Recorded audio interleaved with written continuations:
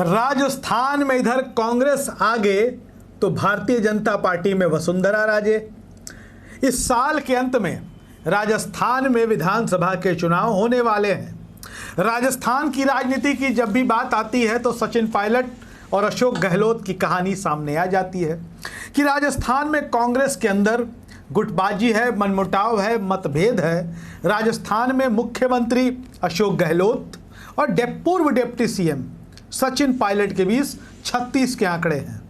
कई बार कांग्रेस हाईकमान ने यह कोशिश की कि दोनों के बीच सुलह करा दी जाए, लेकिन सुलह होता हुआ दिखता नहीं है। हालांकि कई बार खबरें आ जाती हैं कि मामला निपट गया है, आला कमान की कोशिशें सफल हुई हैं, लेकिन कोई ऐसा उदाहरण नहीं मिलता या कोई ऐसा संकेत नहीं मिलता कि जिससे यह समझा जाए कि पायलट और गहलोत के बीच सब कुछ अच्छा है। लेकिन उधर भारतीय जनता पार्टी की भी बात कर लें तो भारतीय जनता पार्टी की स्थिति भी बहुत अच्छी नहीं है। भारतीय जनता पार्टी राजस्थान में भी बहुत ज़्यादा विवाद है। वसुंधरा राजे सिंधिया राजस्थान की सीएम हुआ करती थी और हर 5 साल पे सरकारें बदलती हैं राजस्थान में। ये कई सालों से ट्रेंड चला आ रहा है। 2018 में जब विधानसभा के चुनाव हुए तो कांग्रेस जीत गई, बीजेपी हार गई, अशोक गहलोत सीएम हो गए, वसुंधरा राजे को सीएम की कुर्सी छोड़नी पड़ी। लेकिन राजस्थान बीजेपी में एक समूह था जो लगातार वसुंधरा राजे को उस हार के बाद से इग्नोर करने लगा।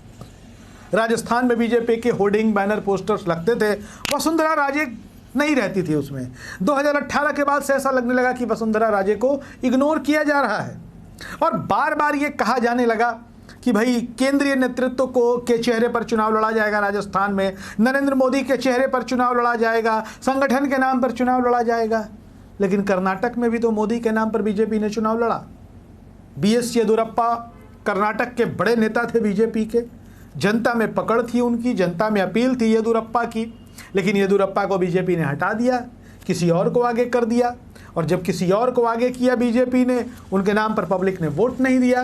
बीजेपी के नेतृत्व को इस बात का एहसास होने लगा था कि हमारे जो वर्तमान मुख्यमंत्री हैं उनके नाम पर वोट नहीं मिलने वाला है, तो उन्होंने नरेंद्र मोदी का चेहरा आगे कर दिया।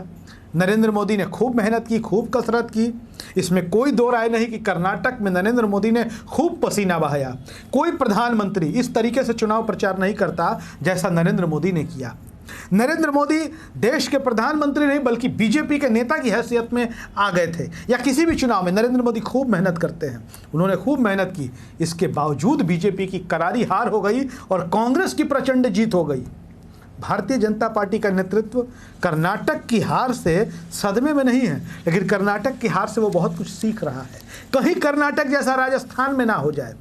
अब इसके बाद बीजेपी अब कर्नाटक में की तरह कर्नाटक के नतीजों से सबक लेते हुए कर्नाटक की तरह नहीं करने जा रही है राजस्थान में, बल्कि राजस्थान में एक बार फिर से वसुंधरा राजे को आगे किया जाएगा। अब देखिए, बीजेपी को वसुंधरा राजे को आगे करने से भी नुकसान है। वसुंधरा राजे की सरकार पर भ्रष्टाचार के कई आरोप लगातार लगते रहे। सचिन पायलट भी बार बार मांग करते रहे हैं अपनी ही पार्टी की जो सरकार से, गहलोत से जो उनका सबसे बड़ा झगड़ा है वो इसी बात को लेकर के कि भाई बीजेपी की सरकार, वसुंधरा राजे की सरकार में इतना भ्रष्टाचार हुआ, इसकी जांच क्यों नहीं कराती हमारी सरकार। जांच की मांग को लेकर सचिन पायलट अनशन तक पर बैठ गए। ऐसे में भ्रष्टाचार के आरोपों से जूझ रही है वसुंधरा राजे। भारतीय जनता पार्टी दूसरे राज्यों में भ्रष्टाचार पर बोलने की हैसियत में नहीं रहेगी और अशोक गहलोत के लिए यह फायदे का सौदा बताया जा रहा है। राजनीति के जादूगर तो वो ऐसे भी कहे जाते हैं।